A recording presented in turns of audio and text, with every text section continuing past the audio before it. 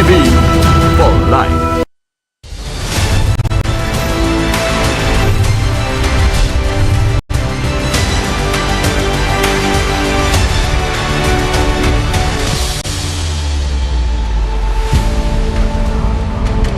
A budget tells us what we can't afford, but it doesn't keep us from buying it. Good evening and welcome. This is Face the Nation. Our topic of discussion today is Budget 2024. Joining us this evening on the show are Sujeeva Mudulige, Chartered Accountant, Suresh Pera, Principal Head of Tax and Regulatory, KPMG Sri Lanka, Raj Prabhu Raj Kulendran, Lead Economist, Verity Research, Rohan Tatukorala, former chairman of EDB and also tourism. You too can join in as far as the conversation is concerned. You can send in your messages to 076 656 5353. The number once again, 076 656 5353. And on to my immediate right today is Attorney at Law Ravindra Jayakuri to pose questions from our panelists. So let's get the ball rolling with Sujeeva Mudulige, Chartered Accountant. First of all, Sujeeva, retired. Now free to express your views without any harm or fear, so you can do so today. I open the platform with you today. Thank you for the kind invitation to be here tonight. So 78th budget, which was delivered 2 days ago. So let me first look at some of the positives that's there in some of the budget proposals. So first thing to keep in mind is that President Wickremesinghe as Finance Minister has delivered this budget under extremely difficult circumstances. The macroeconomic environment is very challenging, tough and unforgiving. So so you must give credit to him on that. Number two is next year is an election year. So keeping that in mind, I think this budget he has to some extent, some of the handouts have been curtailed to a great extent.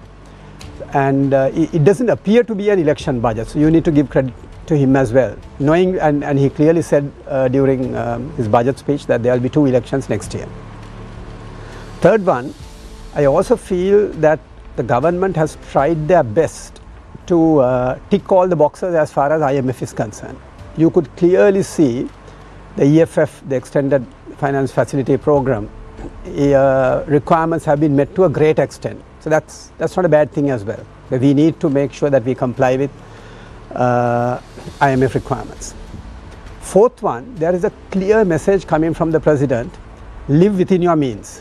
I think in that initial, before the budget proposals, I think during his initial introduction, he clearly said, we've mismanaged the economy big time over the last 75 or so years. Time for us to sort of relook at how we have been managing the economy, and told the people very clearly, you just cannot give handouts and we got to live within our means. So that's some of the positives which I see. So some of the issues which I have on this on a very high level, we can go into them in detail, is that the revenue numbers as usual are very optimistic in my view. If you take, I don't want to go back 75 years, but if you take the last 23 years since year 2000, we've never had a year where we have achieved the revenue numbers. Not a single year. 23, 0. Right? 23 years we have not met the numbers. And in almost all cases, we have exceeded the expenditure budget. So revenue, we are unable to collect. Expenditure, we go and overspend. And I don't see a difference in that even in this 2024 budget as well. So that's one of the issues which I have. We can go into it in detail. Second one is that we have acknowledged for the first time that our banking sector needs support. We always talked about it, saying that the banking sector is vulnerable, it needs to be supported. Very happy to see a 450 billion allocation. 450 billion allocation, mainly to infuse capital to the 2 state banks, because they have been drained out by the loss-making SOEs, which is something really good. And also on the expenditure side, one of the issues which I have is that I don't see any slowing down in expenditure. We can go to let's go to it in detail later on, because it's 2 things. How do you increase revenue? How do you manage your expenditure? And basically what the IMF is telling you is manage your deficit. It doesn't matter whether you increase your revenue or whether you cut down expenses, but manage your deficit. So one way of cutting down the deficit is manage your expenses, right? And I don't think we have done that. So so let me stop at that for the moment. Let's get into details later. I'm not going to let you go yet, Sujiva. You spoke about the Samanjeevi Katha, the concept of Buddhism that President Ranil Wickremesinghe clearly articulated during the opening segment of his budget speech. The concept is about balancing. I want to ask you a question. Now, recently we saw the sugar tax being increased from 25 cents to 50 rupees overnight.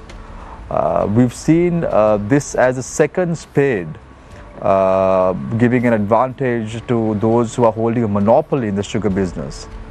Is this the balancing that President Ranil Wickremesinghe was referring to? It's an interesting one. So as you know, about a year ago, we brought it down from 50 rupees to 25 cents. And then the Auditor General had estimated that the loss was about 15 to 16 billion, right? I'm no expert, but I'm just picking up from the number that he mentioned. And that was done overnight. And even this, without anyone's knowledge, it went up back again from 25 cents to 50 cents. So the issue here is 50 rupees. Sorry, 50 rupees per kilo. So the issue here is there is so much power that is vested on the minister. It's the trade minister. Yeah, just the stroke of a pen. You know, he can reduce it, he can increase it, and maybe we need to go into it in detail. But the saddest part is that we don't seem to be able to hold people accountable. And this is on the background where just 2 days ago we had the CEA chairman being caught accepting a bribe of 10 million rupees, and this is just, you know, tip of the iceberg. I mean, there's enough evidence that, and also taking into account the special review done by IMF on governance. And not only that, just before I close, is that the central bank governor himself said recently, and I give credit to him, he was bold enough to say this, one of the reasons why we are unable to attract FDI, he said, is because of corruption. And he was bold enough to say that. We are unable to get FDI is because of one of the main reasons is corruption. I mean, our business environment is not friendly at all. We have huge issues on that. But this is it's a massive problem. We need to tackle it. President Ranil Wickremesinghe has a task at hand to balance matters in the next few weeks for sure. Absolutely. Coming in for the budget vote, because it seems that the ruling party is now split with regard to their decision to support the budget or not. So we'll have to wait and see. Yes. Let me now move my attention towards Suresh Pereira, Principal, Head of Tax and Regulatory, KPMG Sri Lanka. What are your thoughts on Budget 2024? Right, before I get into the budget, let me continue where Sujiva stopped with regard to this issue with regard to the sugar scam. So I think we need to understand the exact framework why this is happening.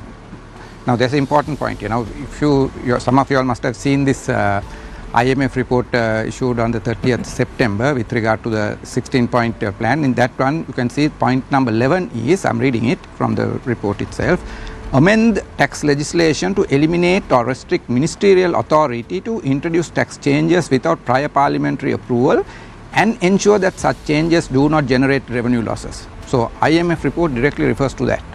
Now the background to this is this: there is a constitutional principle embedded at Article 148 of the Constitution that full control of the public finance must be with the Parliament. So it is the Parliament that can increase or decrease taxes. It's the Parliament that can impose the taxes, nobody else. So now when you look at the composition of this Special Commodity Levy Act, this sugar prices are being maneuvered, increased, reduced, etc. under this Special Commodity Levy Act. So this Special Commodity Levy Act gives the power to the Minister in charge of Finance or to the Minister to specify the rate at which a particular commodity should be taxed. So how does this mechanism work? Gazette is published specifying a rate, and then from that day, from midnight, that rate is applicable. Thereafter, this gazette should be brought before the Parliament for approval. So the Parliament can approve or disapprove. So let's say after 3 months this gazette is presented in the parliament, and if the parliament happens to reject that increase, let's say, or the reduction, it is from the date on the resolution passed in the parliament that disapproval or the approval take place. So if it is disapproved by the parliament, any activity that was carried out during that interim period from the date of publication of that gazette and the disapproval by the parliament remains valid. In other words, during this period, it is the minister's wish that prevails. So that goes against the concept of full control of the public finance by the parliament, which is embedded at the Article 148 of the Constitution. So in 2005, the Special Commodity Levy Act, though contrary to the Constitution, was passed because nobody challenges. According to the Constitution, there is a process. If somebody, unless somebody goes and challenges it, once it is passed by the parliament, it remains law. Thereafter, we don't have after passing a statute, you can't challenge it thereafter. So here it was not done. But parallel to this, there's another incident, another example that happened in the past. There was a bill called Special Goods and Services Bill that was drafted, and that tried to introduce a single tax rate, or rather basically give the power to the minister to decide the rate and have a single tax called the Special Goods and Services Tax in relation to few identified areas: alcohol, telecom, tobacco, etc., motor vehicles, etc. Now, when this bill was placed in the order paper, this was challenged in the Supreme Court, and Supreme Court, among other things, pointed out this aspect, this feature of where minister gets the power to specify the rate or specify the items that will be covered by this act is not in accordance with the Constitution, and this statute, this bill was thrown out of the parliament. So that's why we don't have this Special Goods and Services Tax in operation, which was in that. So in 2005, if this Special Commodity Levy Act was also challenged in the Supreme Court, this would have been the verdict would have been the same. But since it was not, now it's there. So that is why it is happening. So right. In order to rectify this issue for the future, the Special Commodity Levy Act should be abolished. So then this will not happen. You can't give ministerial authority in a country, in a third world country like ours, though it gives the flexibility for operation, it absolutely it can lead to malpractice. So it has to be taken out. But looking at that aspect, Suresh, look at what has happened to Sri Lanka cricket. You know, the minister takes a decision, and then it's overruled by the cabinet, and the president appoints another subcommittee headed by the Minister of Foreign Affairs. Anyway, that's a laughable matter. We won't discuss it now. I'm not going to on this show today, but on a later date. But Suresh, what is your take on tax? Because tax is an important component. What are your thoughts on budget 2000? Correct. So when you look at the budget in relation to the taxation, here actually we don't see many tax proposals. Actually we don't see specific revenue proposals quantified shown in the budget speech here. But we do find basically this is not in relation to increase of taxes, this is not in relation to the reduction of taxes. This budget is all about collection of the taxes from the existing rules that are there, other than the VAT. Right. So in case of VAT, we do find there is a reference to increase the VAT rate from 15% to 18%, but that was known before the budget also, because there is a bill before the parliament in relation to that. And in addition to that, if anything that is new in relation to the VAT here is the statement that is there in the Annexure 6 of the budget speech to eliminate almost all the exemptions that are in the VAT Act, other than education, health and certain essential goods. So are you trying to tell me that electricity, water will be subjected to VAT? Well, according to the statement that is in the Annexure 6 of the budget speech, of course that would be the result. But we don't know in practice whether it was meant in that way or whether how this will work out. We'll have to keep our fingers across the tree. So beginning January, when I'm paying my electricity bill, I'll have to pay a VAT on top of that. Right. So what will happen is if that concept is included at the committee stage to the existing bill that is before the parliament, yes, that will be the consequence. So I still have my doubts whether it will go to that extent. Right now in the VAT Act there are about 300 exemptions which should not be, because when you look at if our VAT mechanism to work properly, actually almost all the economic areas in a country should have VAT. So before I get on to Raj, a very quick question to Suresh. Suresh, when we looked at budget 2024, there seems to be some progressive decisions that are taken. One is making sure that everyone in the country, may it be a vehicle owner, may it be a house owner, he'll have to open a TIN, a tax identification number. Do you see this as practical? Yes, let me correct you there. This is not about opening, registering for TIN. This is about submitting a copy of the TIN certificate to bank to open a current account. Yes. To submit the copy of the TIN certificate to the registrar to register a motor vehicle or to renew the vehicle license. To obtain a building approval, you must submit a copy of the TIN certificate. So the idea here is basically, when you have this requirement embedded in the law, and if this is enforced, that everyone who wants to engage in commercial transactions of this nature should be registered for VAT. So this is a measure to expand the income tax base. But that's progressive. Yes, of course. Yes, of course. Definitely. Such decisions have to be taken. Correct. So you can see that as a plus point as far as budget. Definitely. Yes. So that's what I said, in this budget basically what is happening is, it's not the taxes are going up or taxes are coming down. Here basically enforcement of the existing tax laws are being addressed. Tax collection is being addressed. Right. Thank you very much, Suresh. I now move my attention towards Raj Kulendran, lead economist, Verite. I'll pose a question to you, Raj, to get some direction to the show tonight. You all do a fact check as well at Verite. How factual was the budget 2024 speech made by President Ranil Wickremesinghe in his capacity as the Minister of Finance? So the budget, we do a live fact checking of the budget speech, and I think the budget speech was fairly factual in the sense he addresses that the problems are there and the crisis we've had. And we don't need a president to do that, no? The concern that we have is that the symptoms of the crisis have really reduced. Like there is no fuel crisis, no power cuts, but the crisis very well remains. And the path forward for 2024 is, are we seeing a sustainable recovery or an unsustainable recovery? Because when we look at countries that have restructured since 1975, there are 75 countries that did restructuring, and more than 50%, so 59% of the countries have to do it more than once, which means that, is Sri Lanka going to also restructure again, and will Sri Lanka be able to bear the cost of it?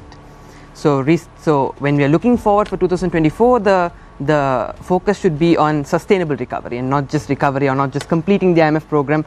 It should be sustainable recovery and ensuring that Sri Lanka doesn't get into another debt crisis again. And with regards to the budget, of course, like said earlier, the revenue targets not being met. Even 2023 was an ambitious revenue target. We expected a 68% increase in revenue. We've gotten so far a 42% increase based on the revised numbers. And this is behind high levels of inflation. When you have high levels of inflation, it allows you to collect more tax revenue as well.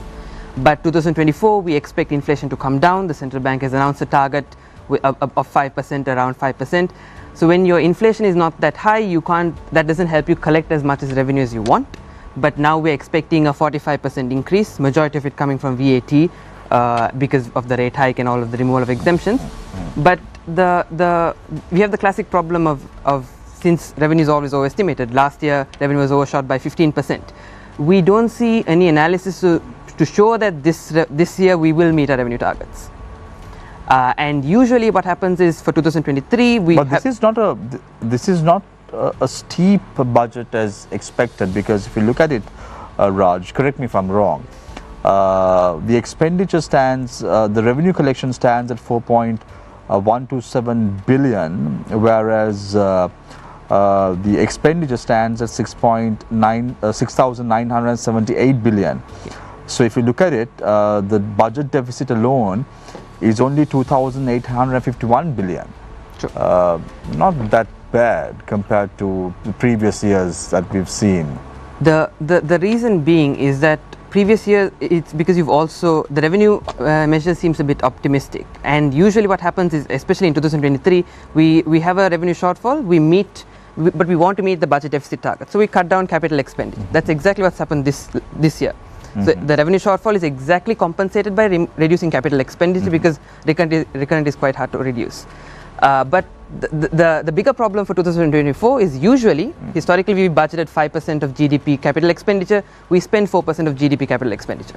But this year we've budgeted only 3.9% of GDP capital expenditure, which is usually the actual we spend. So you reduce that buffer is what. So Raj, in terms of investment and development, creating investment zones, infrastructure corporation, development of tourist destinations, including Punrin city, development of Trincomalee as a major economic center, allocation of funds for the Hangarakat International Airport, development of the second phase of the Central Expressway have been addressed in the budget. So is this necessary for us this year? The bigger problem of necessary or not is that this is the 7th time we are announcing investment zones in a budget. Since 2017, it's always mentioned. The thing is, we don't implement these. So the budget, even I think we've done something called budget promises, where we track all of the budget proposals. Most of the progress is either not disclosed, and 97% of it is not disclosed, so they don't tell us the progress. And I think this is needed for investment. Yes, investments and foreign direct and external trade, because our reserves are quite low, but highly likely that these are not going to be implemented based on historical progress. So there's a constant thing. I think even the tax ombudsman on revenue side was announced last year, never really happened. So the constant thing is that, is this just a manifesto? Is this just fake promises? We have an anti-corruption bill. That bill is not been implemented. So we have issues, no? I think both of them also highlighted on governance, and I think governance is also critical, but the implementation is also critical for. Thank you very much, Raj. I now move my attention towards Rohan Tattakora, the former chairman of EDB and Tourism. Thank you very much. Rohan, may I ask you questions to get some direction, so it's easier for us to navigate the discussion. If you look at budget 2024, I've heard Sri Lankans always have expectations when it comes to budgets. I still remember me sitting in 1993 outside my house looking at the budget. My grandma made some cookies, so we were all sitting outside and expecting the budget proposals to be delivered by the then finance minister of the country. So budgets are always expectations for the people. Should it be like that? Thank you, Shamil, for the invite. My background is from multinationals, working for British multinationals and the UN for about 25 years. So the way I look at it, Shamil, is anytime when there is a crisis, it's good, because you go back to the drawing boards and you're asked to understand what the problem is. So when the economic crisis hit, there were all sorts of stories going around as to what really caused this economic crisis. Now, yesterday, a landmark decision was made where it was told that 7 people are responsible for it, and they've zeroed down into 3 reasons as to why the economic crisis happened, which is the 681 billion tax rebate that was given, and then the 500 billion ISB, as well as the delay in the IMF. So, Shamil, for the first time, we have understood in Sri Lanka what the real problem was. Now, IMF, also being smart, working across different countries, have also identified what the issue was.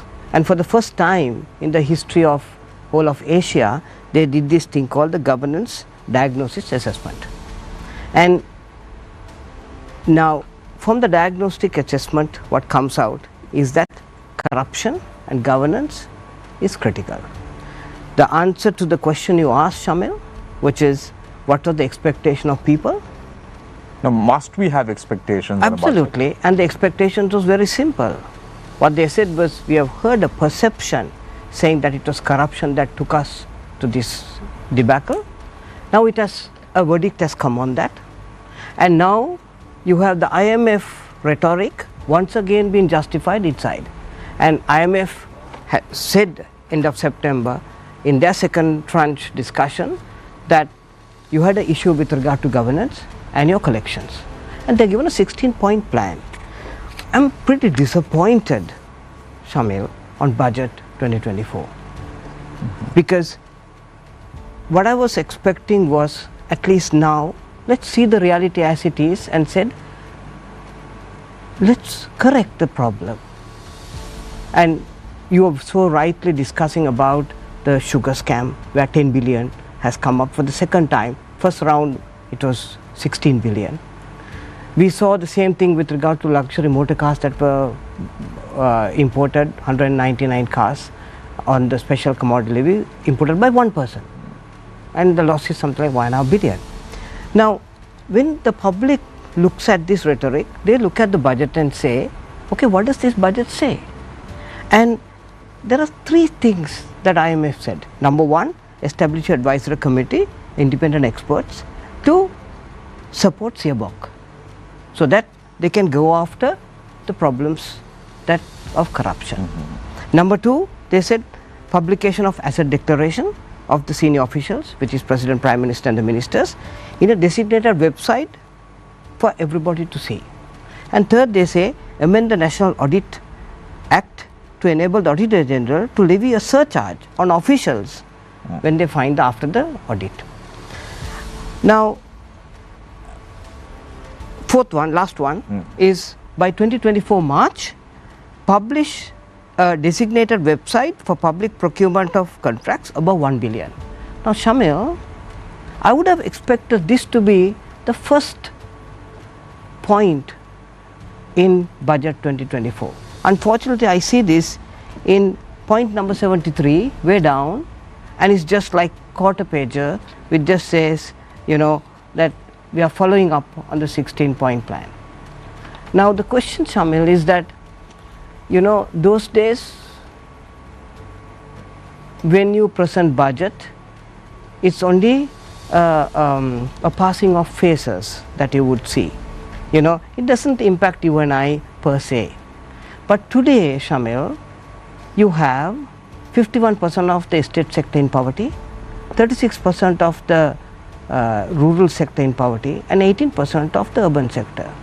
You have 73% of households who are reducing their consumption to live.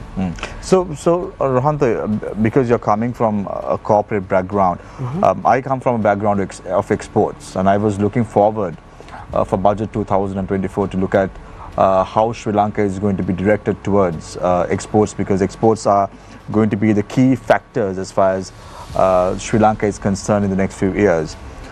But I fail to look at any proposal that is being tabled, that was tabled, in terms of exports of this country. Why is that?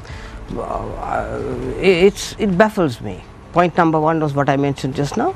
Point number two, I would say in the budget, was exports. And we know that, you know, you can't rely on a revenue increase of 45% mainly on VAT. You have to look at what are the ways in which you can drive revenue up, especially when you know that as soon as you have a Fitch today just now mentioned that the prices are increasing by 8.7%, which means that further consumption is going to drop, Shamir, in the next year. So one way that you could have, you know, drummed up a little bit of purchasing power at home would be to drive exports and the SMEs to have some kind of increase in income. But as you very rightly said, we have not looked at exports as a strategy. For instance, SIPA. We know that the new ambassador who is coming from India is an expert on trade. Now, his agenda is CEPA. How do I move from free trade agreement to CEPA? And we know that the economy is going to be 6% growth. So, you're sure that is not mentioned. Right. So, I have two concerns on point 1 and point 2. Right. Thank you very much, Rohan Dattakorala, former chairman of EDB and Tourism. Before I give an opportunity to Ravindra to pose a question, I want to pose one more question to Sujiva. Sujiva, they say budgets are about having a magic wand. The Prime Minister of the country, now the President in his capacity as the Minister of Finance, has the ability to pull something out of the black hat. It seems that he's not trying to pull a rabbit out of the black hat. What is he trying to pull? What is he trying to get at? Yeah, so good question, Shamil. So I think he has been truthful.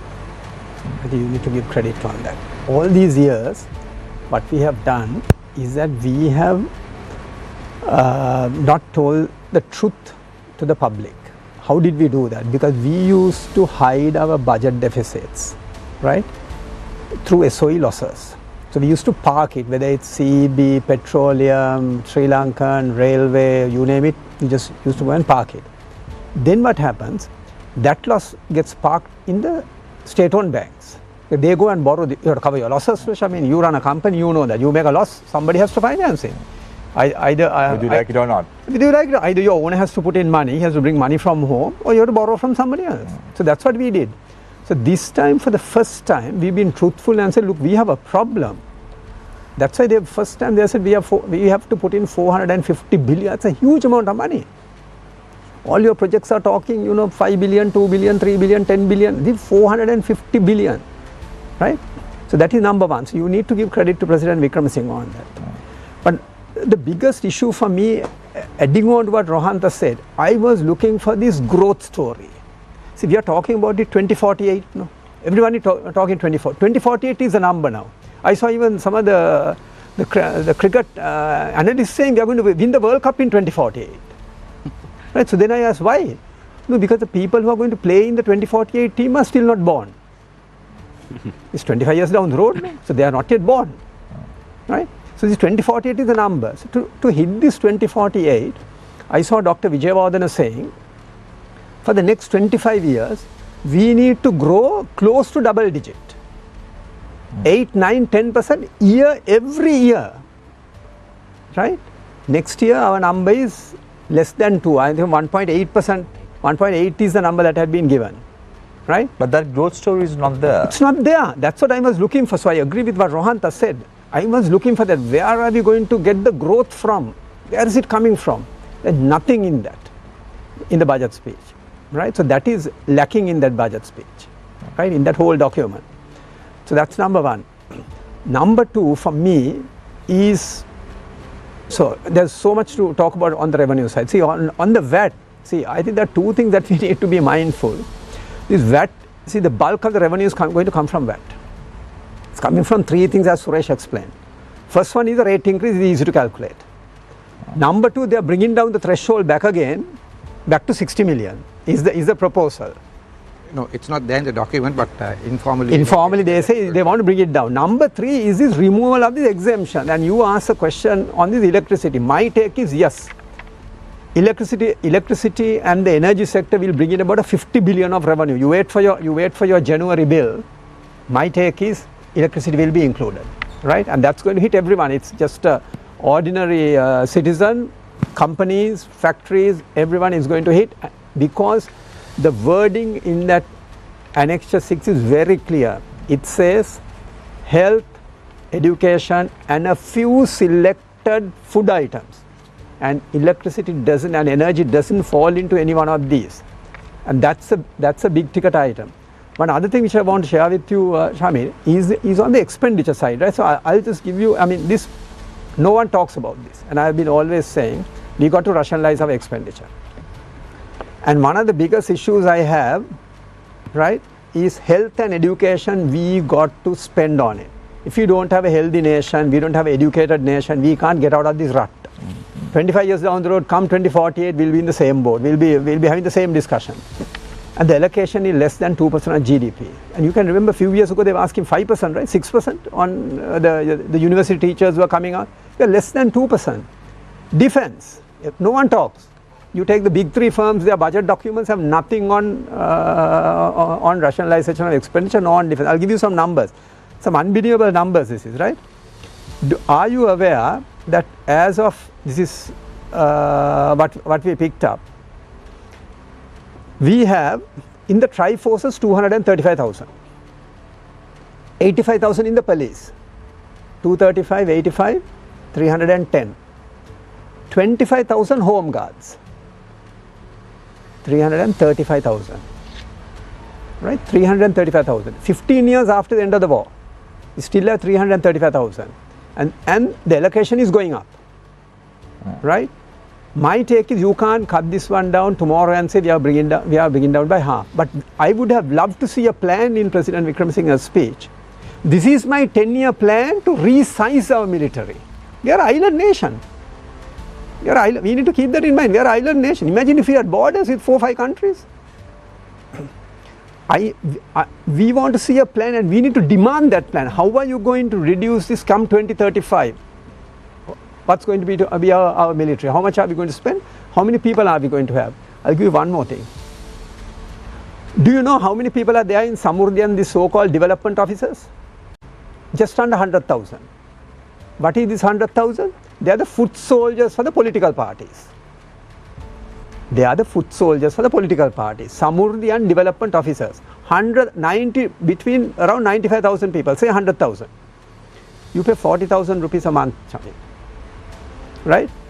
4 billion a month to maintain the foot soldiers. 12 months, 48 billion, close to 50 billion. Say on all of us are paying PAY tax, no? Say we pay 100 billion. 50% of that, of all the private sector who pays taxes, goes to maintain the foot soldiers of the political parties. So keep that in mind. So make sure you pay your taxes on time, because otherwise these guys can't be paid. 50% of what you pay goes to sustain and maintain this just under 100,000 Samurdhi development officers. So we need to talk about this. We are spending too much time just focusing on revenue. See, it's two things to the equation. There's a deficit because your revenue is low and your expenditure is high. So how do you cut your expenditure? At the same time, the same amount of emphasis has to be there on expenditure, and I'm always saying, health and education, we got to spend far more than what we are spending right now. Look at that tragic incident. I was watching your news. That girl who died in Valampitiya, that parapet wall or that where the taps were fixed, that wall has collapsed. 5 girls, year 1 has died, 4 are in hospital, another one is critical. I mean, we should be ashamed. Where is the allocation of expenditure? I mean, let's talk about it, because I think it's important, because it's always on revenue. I think we need to spend same amount of time on this expenditure.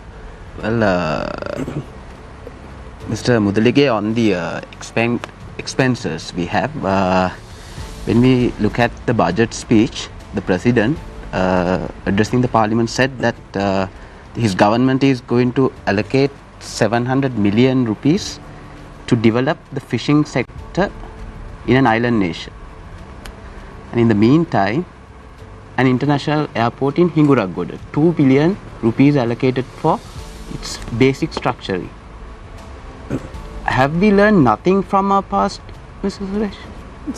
So my thing is, with 2 billion, I don't think you can do anything comes to international airport. That's the first point, right? If you have to make it an international airport, there's minimum sizes on the airstrips, you know, the length and so on. I mean, it will cost you far more than that amount of 2 billion, right? This is like allocating can you remember last year they allocated 200 million to start was it a medical faculty in Uvavellassa? Yeah. What can you do with 200 million? You can just put up one classroom. You can put up a medical faculty with 200 million. So just like that, the 2 billion on an airstrip, right? I mean, to put up a medical faculty you will need, 15-20 billion rupees to get a proper medical faculty going with all the, and even I saw even last week the Sabaragamu medical students were protesting, saying that they don't have a professorial unit for their studies.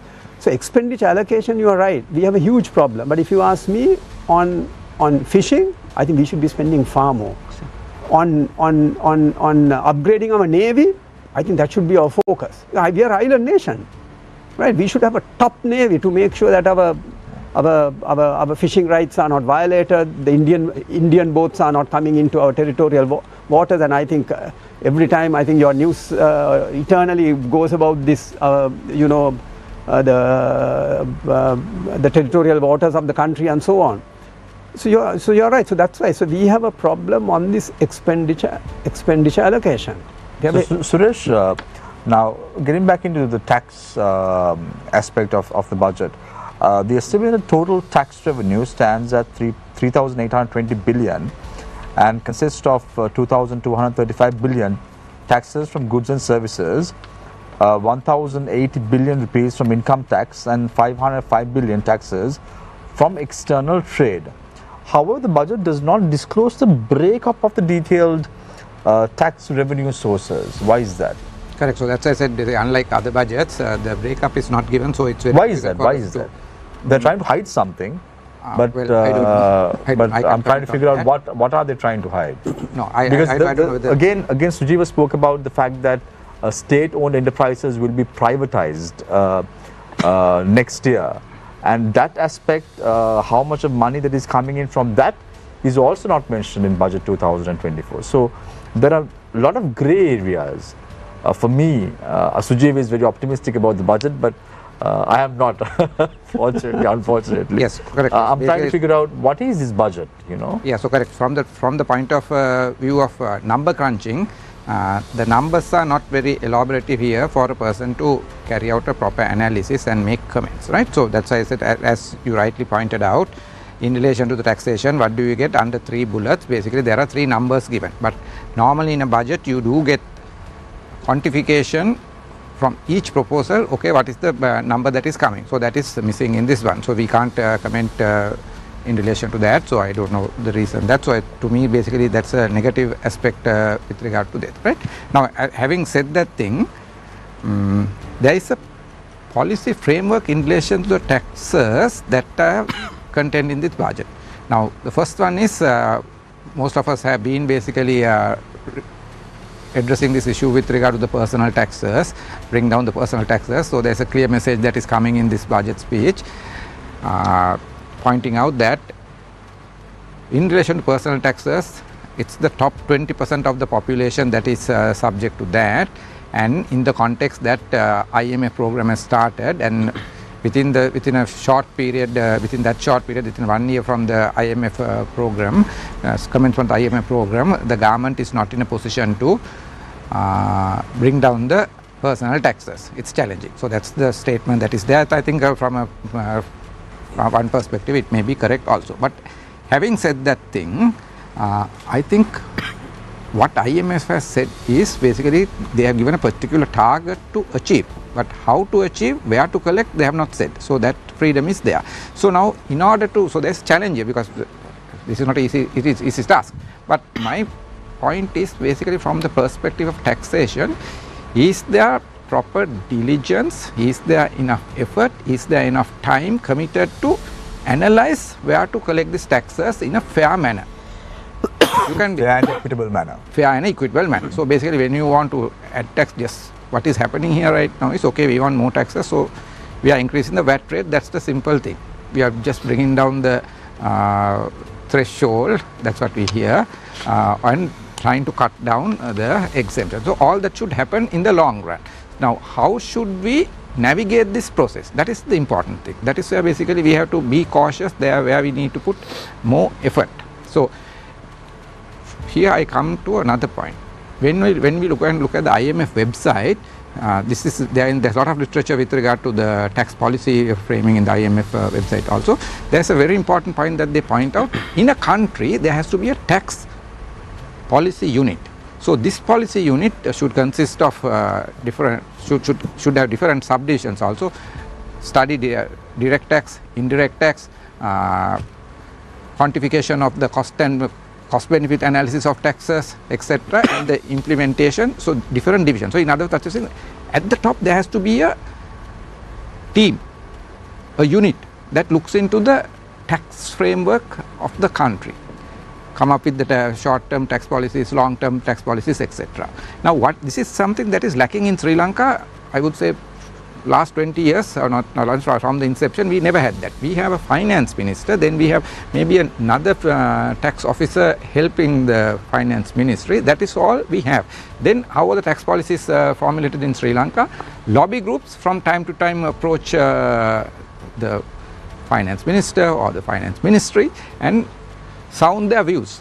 So these views, these proposals given by the lobby groups are basically formulated and into the budget, and this is how the policy framework, tax policy framework is being formulated in Sri Lanka. No, but now this is not the right way to do this thing. So basically we need to have a team.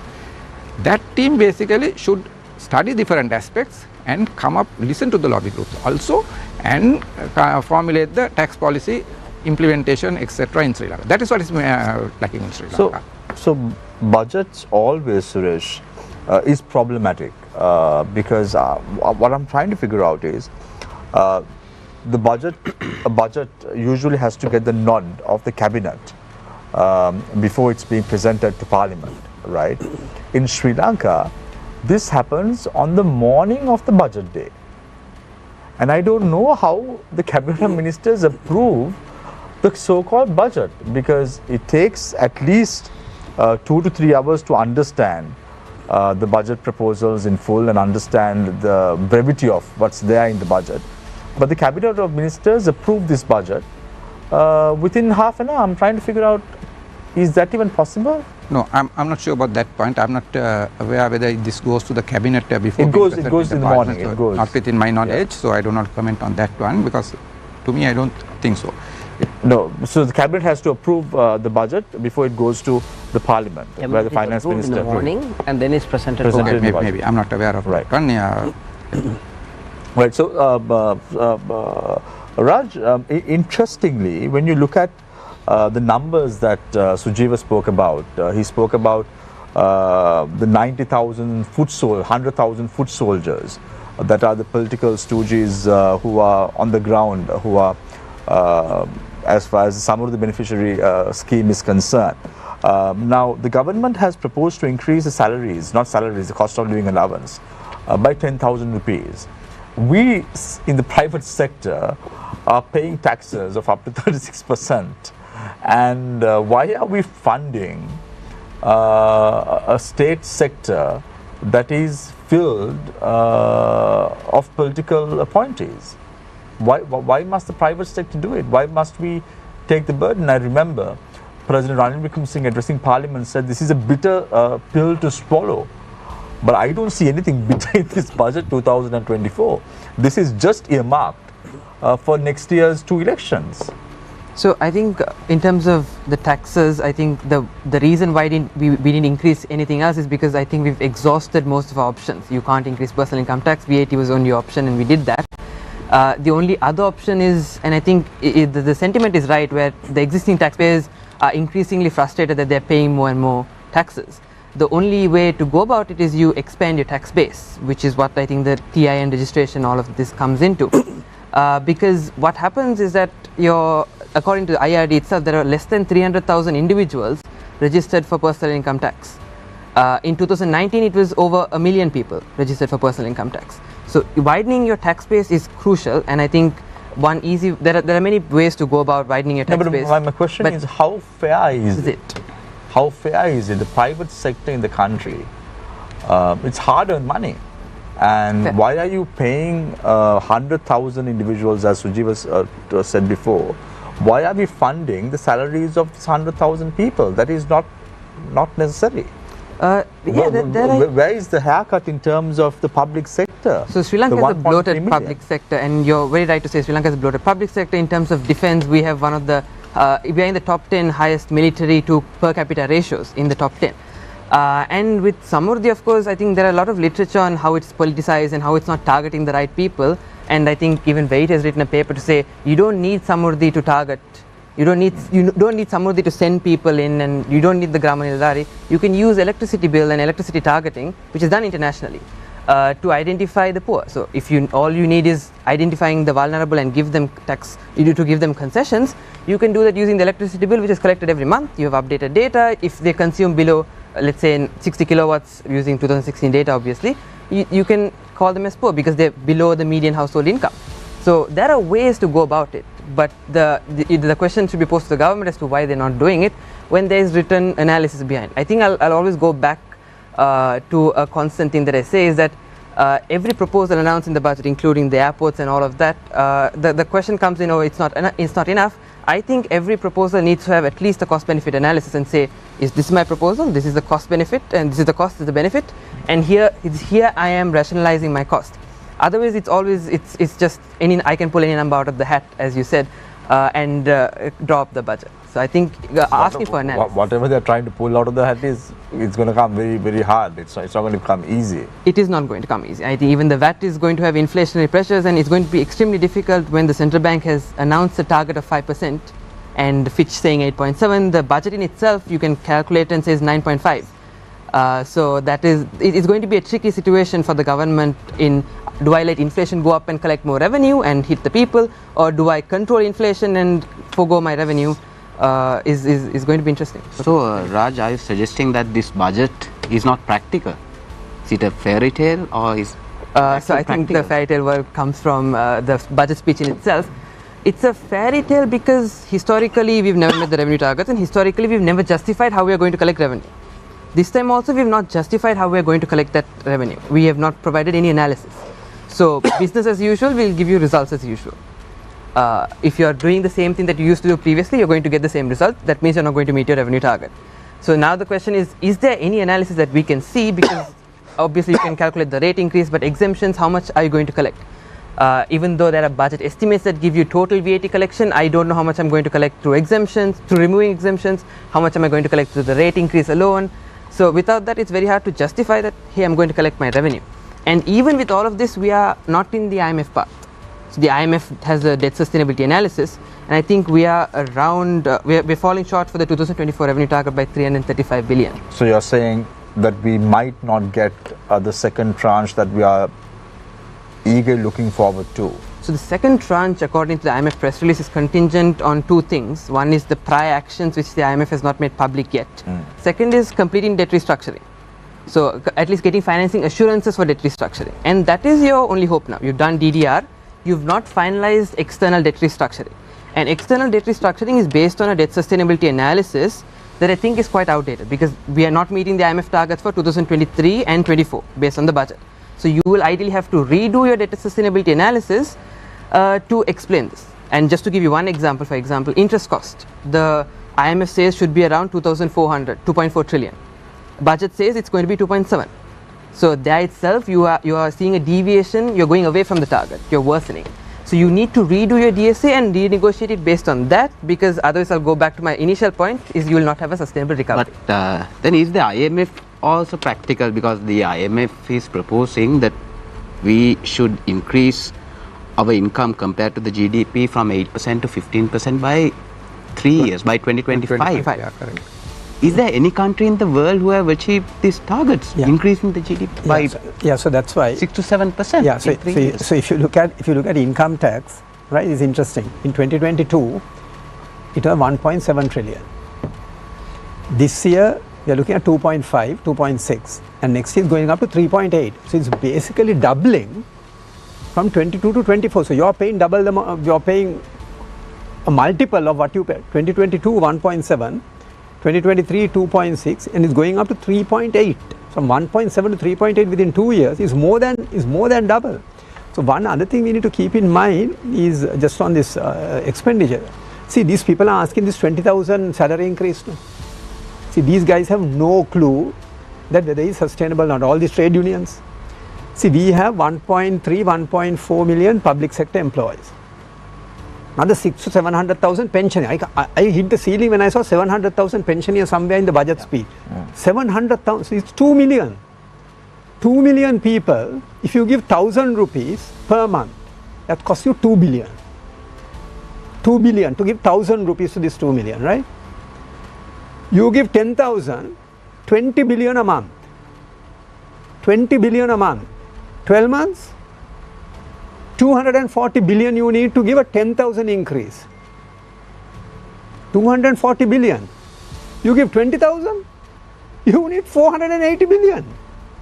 So these people, whether it's from the JVP or whether it's from the trade unions or whoever it is who is asking, have no clue what are we, I mean, when you ask, see, if you want to go and negotiate something, you must negotiate something which is doable and practical. No? You go and say, give us 480 billion handout because we want 20,000 salary increase for the government servants and the pensioners. I mean, there's no way that we can do it. Unless you just keep printing money and running the Biagama factory 24/7, there's no way that you can do this. But now you can't even print money because of the... That's what I'm saying with the new act. I mean, what they are asking is simply unaffordable. Is not unaffordable, not practical, and not doable at all. Because it's such a huge, because these numbers are huge. I mean, 700,000 pensioners and 1.3, 1.4 in the government. You are looking at straight 2 million people, which is funded by the government, which is funded by you and I through either direct taxes or indirect taxes. But since Mr. Mudalike, in your opening... So should I add something? Since we are talking about the public sector and the salaries, I want to raise a point here.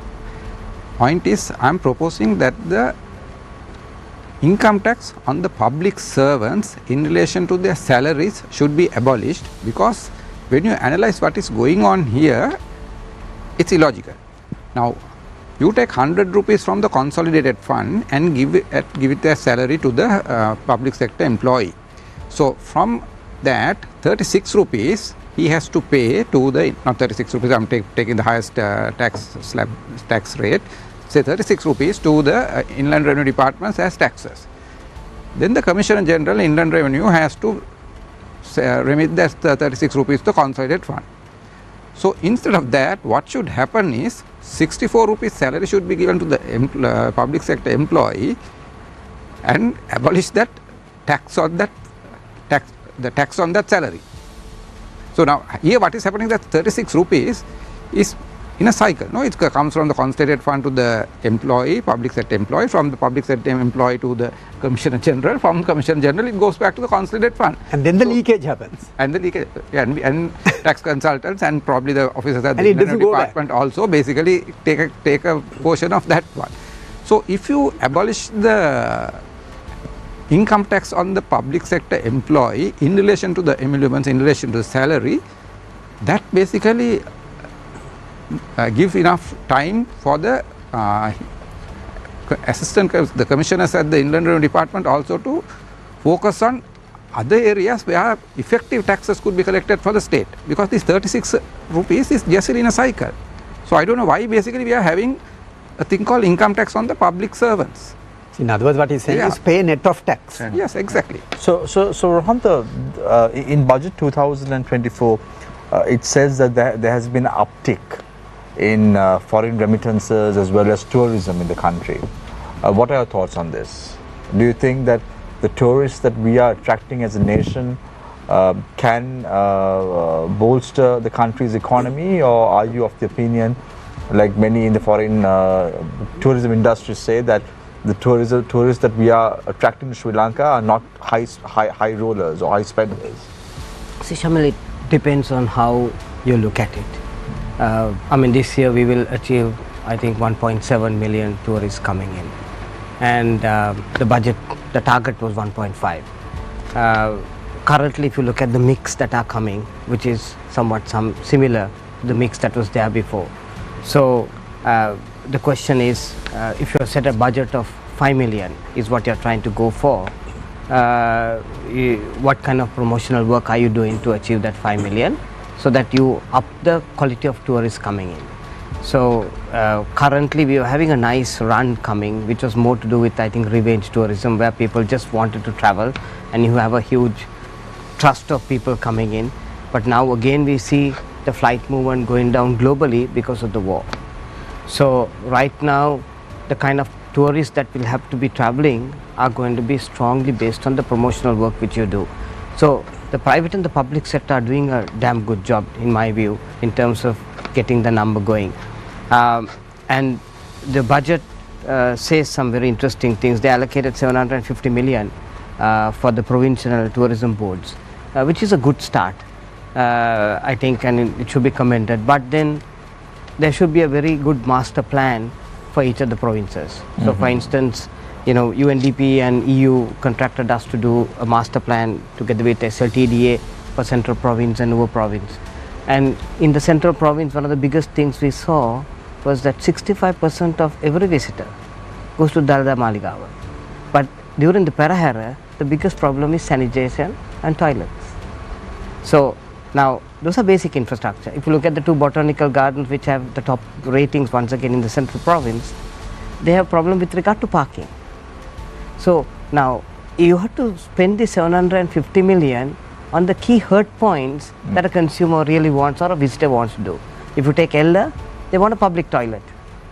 There is no public toilet. So now these are, if you look at, we never had a demand issue, Shamil. Our problem was that our supply chain was not ready.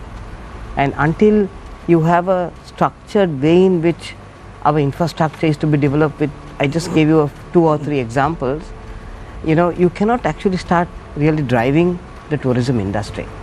But Shamil, I just like to highlight something which nobody has highlighted before, which is, when you do a plan, you have to have a scientific basis.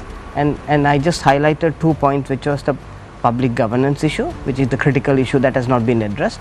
And second, I just mentioned the exports. Nobody has ever talked about what were the plans that were implemented last year. My colleague who works at Verite knows this because they have done this study. 68% of the budget proposals of last year is not known on who is actually accountable for, who is actually, whether there is any progress. And there are 68% of the key projects which account for 97% of the value, which there is absolutely no transparency on what has happened. So until we correct this whole area of saying, just not putting a paper on paper, but you have to drive it to every line ministry, whether it be Ministry of Industries or the Ministry of Fisheries, and then you need to have an action plan and an owner. This is just only a piece of paper, and that's what it is. And you ask this question, why does the cabinet of ministers approve? Because when you have 67% no visibility, the document comes and you approve. That's the reality. We are a country, Rohan, I don't know whether you remember, we had a president in our country who knows the cabinet decisions that are passed only when he reads the papers the next morning. So the point I'm saying... You don't want to comment on that? No? I mean, when you have a... But he is the head of the cabinet. Yeah. He is the head of the cabinet, but he only sees the cabinet decisions in the morning newspapers, the next morning newspapers. I mean, we have seen this continuously, Shamil, and until the public sector understands that they have to be a little bit more authoritative and accountable for the actions they say, that's why you have a set of people who come in the morning and approve at 10 o'clock and is presented in the evening, and then you have, after 6 months, independent organization like Verite comes and says 68% of the budget proposals, there is no data, there is no owner. Now, you talked about Ministry of Fisheries. They are one of the ministries that are very well performing last year. It has been highlighted by Verite. So, I mean, whatever proposal that they have been put to, at least we know the guys will implement it. So, Sujit, yeah, yes. Rohanta, how will the increase in the VAT affect the people in the tourist sector, especially the entrepreneurs? Will this encourage them to be a part of the tourist sector, or will this push them further away from the tourist sector? See, tourism sector is a very interesting You know, the guys have been battered in the last 10 years. Exactly. Whether it be the war, whether it be the Easter attacks, whether it be the economic crisis, you know, they always are very resilient and they come back. So it's very strange. It's something like our tea industry, which Shamil is totally aware. You know, we always hit back. Tourism industry right now is just picking up, and we see that duration that people are staying has increased, and we also see the number of people who are coming with regard to the quality of the tourists is picking up. And you could see this when you go on the net and see all the boutique hotels which have been advertised. It shows that they are doing focused target marketing for the consumer to come in. You know what I'm saying? So right now this 3% VAT is not the issue. The issue is that the increase in price of electricity. You know, that is unbearable. And if you are looking at a 80%, another 18% growth that's going to hit, that industry is in the red. And I think Sujio mentioned this at some forum, that the debt stock in the tourism industry is 700 billion. And now the banks are coming after the property, saying moratorium is over, you guys have to pay. So our key issue is actually, you know, what happens to that debt stock vis-a-vis whether, you know, you can, you know, kind of drive that in relation to the electricity price increase, because you're not having a return. So that's a challenge for tourism. Sujit, when you look at the budget, because you are quite optimistic about the budget 2024, a lot of allocations have been made to revolutionize the digital space in Sri Lanka as well as the IT sector. You see this as good steps moving forward? Because when we compare countries like India, the digital revolution comes directly under Prime Minister Narendra Modi. The AI hubs that are being established through the government establishments in India comes directly under the Prime Minister. So those are very progressive steps. Do you see that happening in Sri Lanka as well, where President Ranil Wickremesinghe would take a good hand to steer the country towards this AI revolution that we are now readily talking about? Yeah, just one quick one, just to add on to what Rohantha mentioned on this. I don't want to dampen the spirit on tourism. I think it's a low-hanging fruit. I think we all need to support it. This debt stock of 700 billion, right, which is, I have analysis by bank, by which bank the 700 billion is. It's simply unsustainable. It's as bad as the country's debt. And it's a matter of time before the tourism sector defaults on this. Right, just like the country defaulted on 12th of April 2022 on our external debt.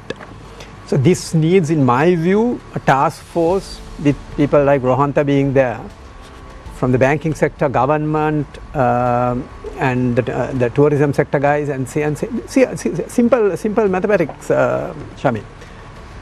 Say you get $2 billion, we'll say we earn from tourism, just like say tea, 2 billion. What is that? 700 billion rupees at 350.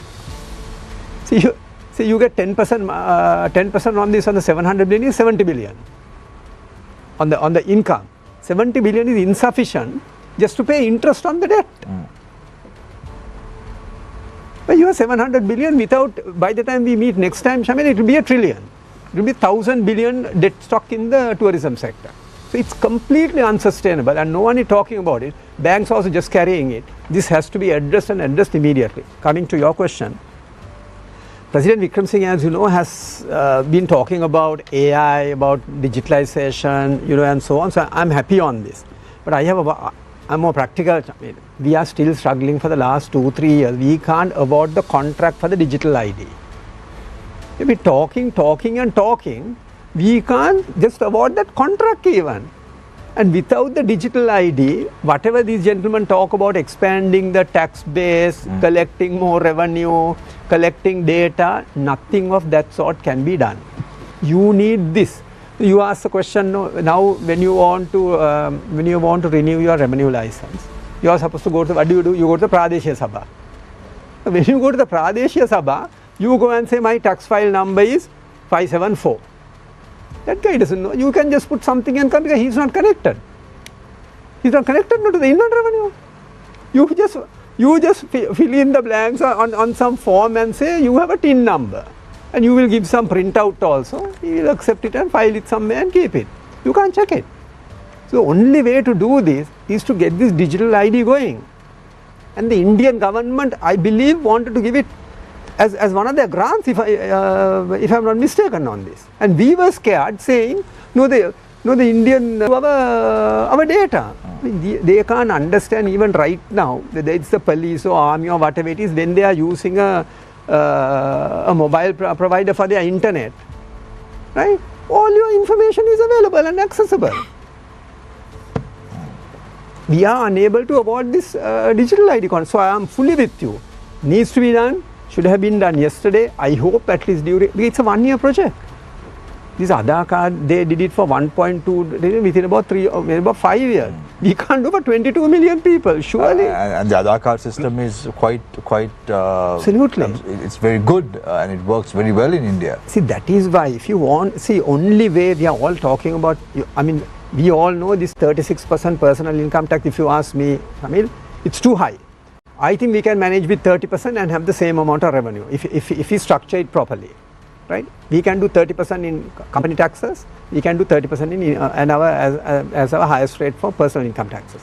How do you do it? I mean, only way until we realize as a law-abiding citizen that we have to pay taxes, Shamil, we have to collect it at source. If you don't collect it at source, what Suresh said happens, the leakage starts.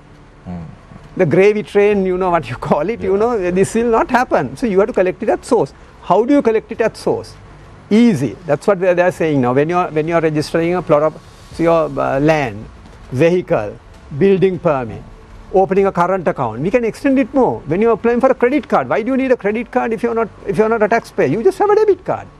If you are getting a credit card, you can ask, say, you have to have a TIN number, right? If your kids are going to a private school, TIN number. How can you afford private school? I know. My kids went to government school, so I can afford to talk about. And I also went to a government school. No, but I know,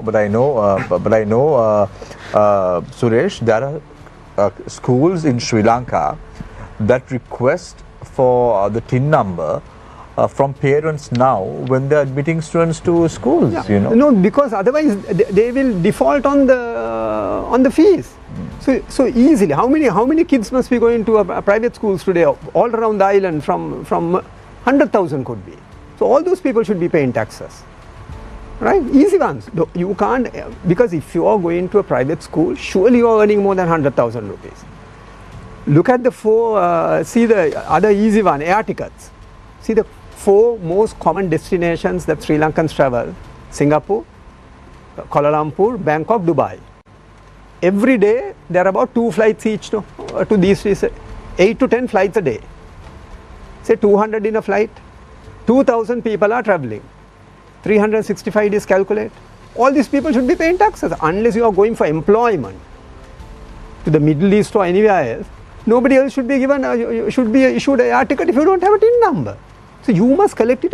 Can you remember those days? The embarkation tax was collected by the travel agent. Yes, 500 rupees. 500 rupees, and they used to clip it, staple it to your ticket. That is because you have to collect it at source. If you don't collect it at source, that's why I'm always a believer saying even the withholding tax, which is at 5% now, I've always said make it 10%.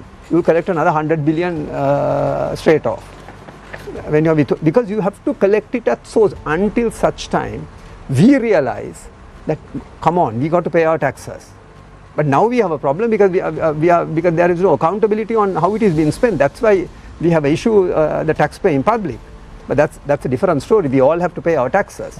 So that's why the collecting at source, and is to answer your question, yes, digitalization is a must. Mr. Mudalege, in your opening remarks, you said that this budget is not an election budget. While that is said, the salaries in the public sector are increased from April, while the taxes are increased from January. Yeah. Are you still suggesting that this is not an election budget? So they have done so in my view, they have done a small tweak on. They have put a bit of a doosra or a googly. But then you know why? Because the salary increment is given closer to the election. Yes.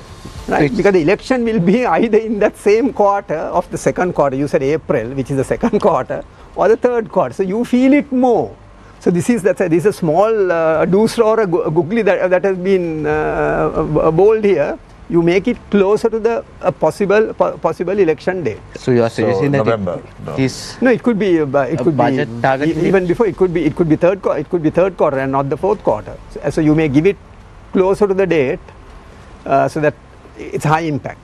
It's high impact. So, but the problem But is are people so oblivious to what's going on? Sujeev, I'm just thinking, okay, do people think that just because it's high impact, they have to vote in a government of this sort? I don't know. Is it? Shamil, the issue is this, see our voting public, right? I mean, you know them, no? I mean, they just don't think about what we are talking here today, no?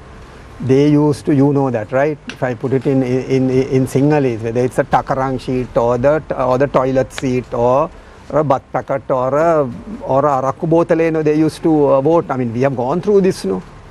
Right? So for them, 10,000 into, see, we need to understand this. 1.5 million people in the government sector. That means what? Roughly, not 1.5 million families, because there may be 2 people working in the government sector. Easily you are talking maybe easily a million families.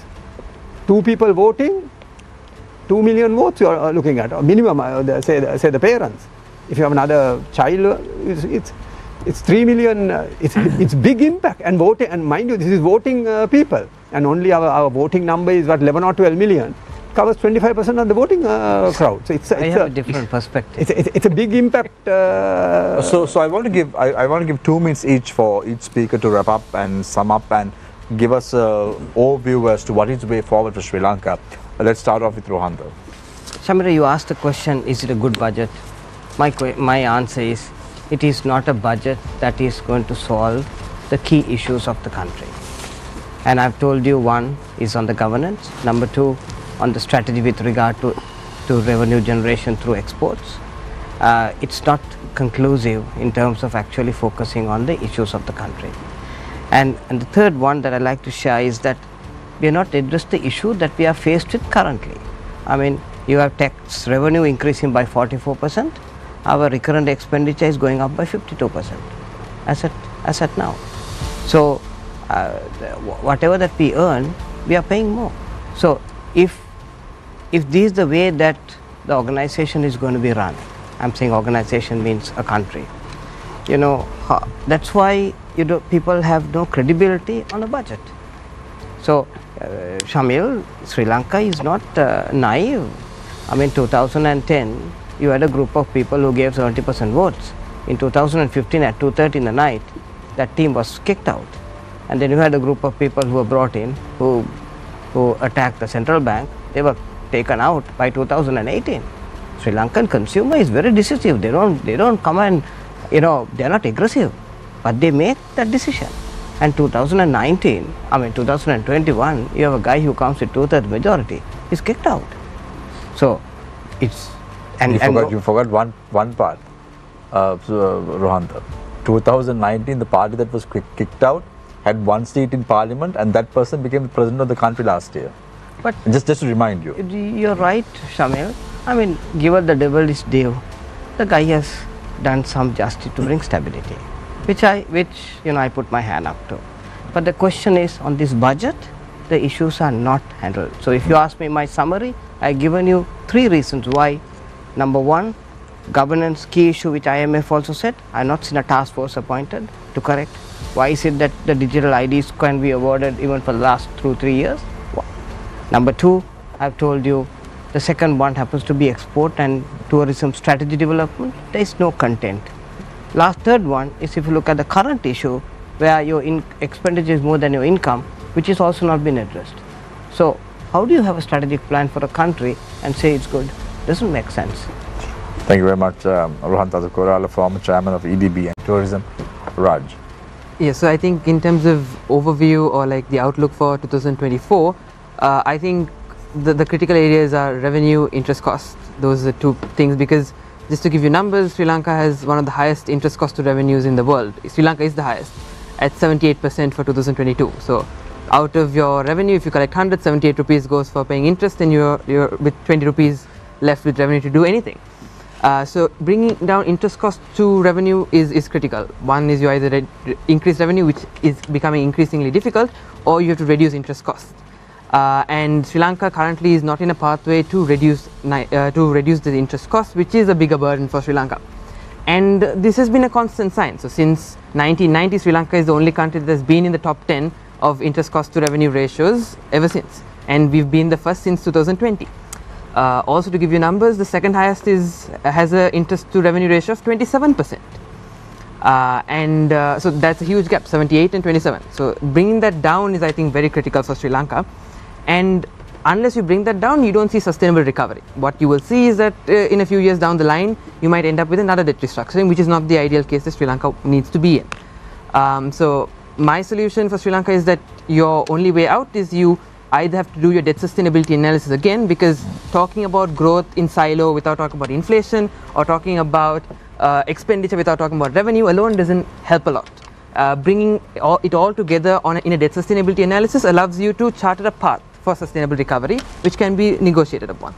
But looking at the only debt sustainability analysis public, that's the IMF's one, we are not in that path. So that needs to be redone to say, okay, we've not stuck to the earlier path, we are redoing it, and this is the path that seems most feasible. And unless you see that, it's very hard to even project what's going to happen in the near future. Raj, how do you view the financial literacy of parliamentarians in Sri Lanka? I think there was a central bank survey that was done on financial literacy, and it did come out pretty low. But it's more than financial literacy; it's political will. Because like the withholding tax here, we wrote a paper way long ago, and I co-authored it to say bring it to 10%, you will get 90 billion more based on old numbers. Now it could even increase, which was never done, which is analysis that's published. And I still horn upon cigarette taxes. A lot of think tanks agree on what to do. So it's not the lack of knowledge at this point. I think it's more the lack of political will to enact those actions. Withholding tax is a no-brainer at this point. And you could have done all of these multiple small revenue proposals and said, okay, VAT doesn't need to go up all the way to 18, which is a historical high. Maybe it can go up a bit, because VAT is an inflationary tax. Withholding is not. It's at source. So there are other ways of going about it. How do you view the reactions of the main opposition in Parliament with regard to Budget 2024? Again, just to qualify, I'm no political expert here.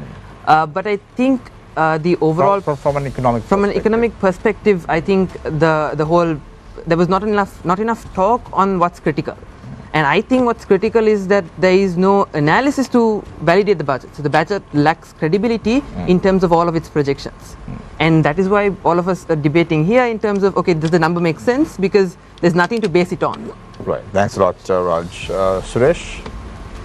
Yeah. Final comments. Well. Taxation is an art, taxation is a science also. Now, what I see in Sri Lanka is nobody is basically putting enough effort to get the tax system correct. Now, why is that? Because we don't have anyone who is accountable for making tax policies. Now, take the case of 2019, there was a big crash. Why did that happen? That is because who's taking the accountability, who's taking the, the accountability for that one? Why there's no person to take the accountability? Because we don't have a proper structure to formulate tax policies in Sri Lanka. This is why I keep quoting this IMF thing. What they say is correct.